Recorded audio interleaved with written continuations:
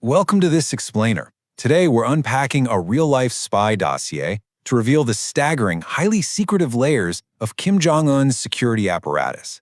Now, from the outside, the supreme leader of North Korea projects this image of absolute, unchecked authority, right? He's surrounded by massive military power and fleets of luxury cars.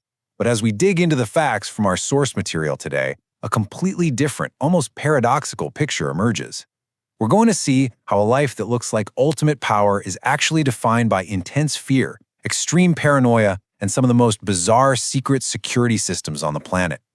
You've probably seen this viral moment. During the 2018 Singapore summit, the whole world was totally mesmerized by the shiny black Mercedes creeping along, while a dozen guys in dark suits ran flawlessly in sync right beside it.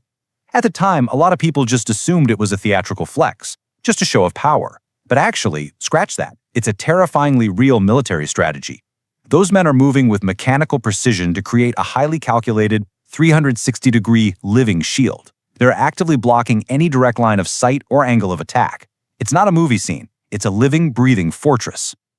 Section 1. The human bulletproof shields. So let's start with that first concentric circle of his security, the human element. Officially known as the main office of adjutants, these aren't your mall cops. We're talking about arguably the most lethal, highly vetted protection units on Earth. To even be considered, physical mastery and martial arts are just the baseline. What's really wild is that a candidate's family history is intensely investigated back 3 full generations. 3. Just to guarantee absolute ideological loyalty to the state. If there's even a whisper of anti-state sentiment or some distant uncle connected to a foreign country, they are immediately disqualified. These men are trained to act as literal human bulletproof shields without a microsecond of hesitation. But those 12 guys jogging next to the car, that's just the tip of the iceberg. I want you to let this number sink in. 120,000. That's the estimated size of the Supreme Guard Command. It's a sprawling military force layering the capital with undercover agents, tanks, and anti-aircraft artillery. Whenever he moves, they create these invisible kilometer-wide rings of security. They blend right into civilian crowds, monitoring every single alleyway to ensure any potential threat is neutralized before it even forms. Section 2. Unbreakable moving fortresses. When it comes to road travel, he isn't just riding in luxury. He's riding inside advanced military hardware. His go-to is a customized Mercedes Maybach that is practically a tank in a tuxedo. It boasts a VR10 security rating, which is the absolute highest you can get for a civilian vehicle. The windows are several inches thick, laminated to stop steel core rifle bullets, and the floor is plated to tank landmines. And the paranoia level here is just astounding. If there's a chemical gas attack, the car automatically seals itself and pumps pure oxygen into the cabin. Even if the tires are completely blown out, this thing can still cruise out of the danger zone at 80 kilometers per hour, all while the fuel tank self-seals to prevent an explosion. But, even with all that incredible armor, the ultimate defense is deception. When the convoy moves out, it's basically a giant shell game.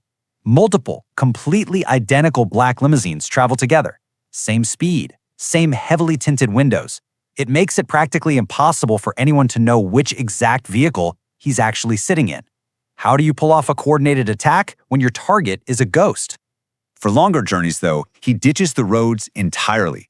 Because of a reported intense fear of flying, something he actually shares with his father, he relies on a sequential 3-train protocol.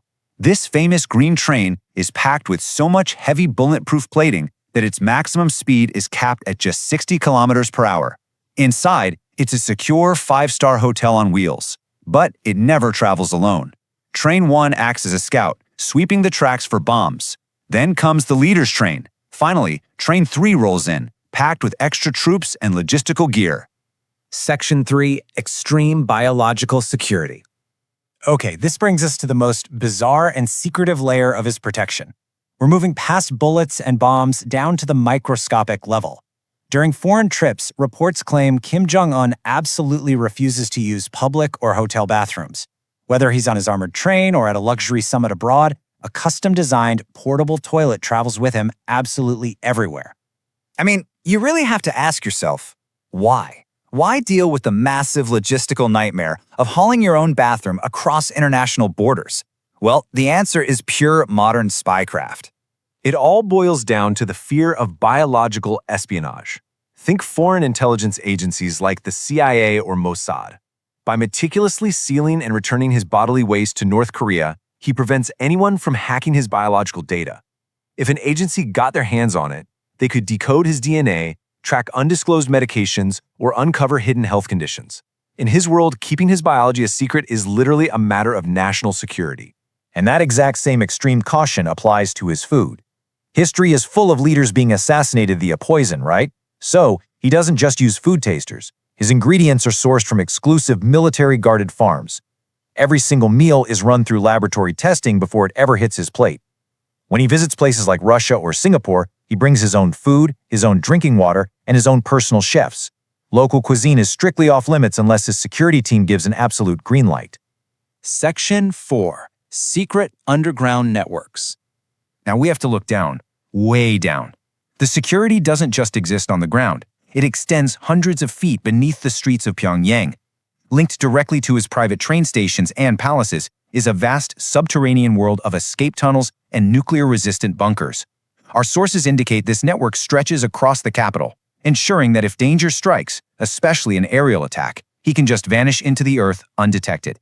And when he's moving above ground, he's basically driving inside an invisible force field. His convoys project a massive dome of electronic jamming for miles around. Mobile and radio signals are completely disrupted. This high-tech interference effectively blinds enemy drones and makes it physically impossible for anyone to trigger a remote-controlled bomb. Section 5. The Invisible Prison of Power. So, after breaking down all these unbelievable layers, from human shields to bulletproof trains to literal biological security, we arrive at this profound psychological paradox. We have to contrast his outside image of ultimate unchecked authority with the stark reality of his daily life. Almost every moment is spent worrying about survival. History shows us that leaders whose power is built on fear are highly vulnerable to betrayal. Just look at Indira Gandhi or Park Chung-hee, both assassinated by the very bodyguards sworn to protect them. Because of this, Kim Jong Un must constantly monitor the exact same people he trusts to save his life. When you really think about it, when you can't trust the food you eat, or the people guarding you, or even leave a trace of your own DNA behind, your impenetrable fortress essentially becomes an invisible prison. You might have tens of thousands of soldiers guarding your every single step, but the walls of your own palace trap you inside an endless cycle of suspicion. So, I'll leave you with this final thought to ponder. He might be one of the most powerful, protected figures in the world, but he's also one of the most isolated. Can a life completely devoid of trust truly be called peaceful? Thank you for joining me for this explainer on the paradox of power. Make sure to think about the true cost of absolute control the next time you see a black Mercedes rolling past with 12 men running alongside it.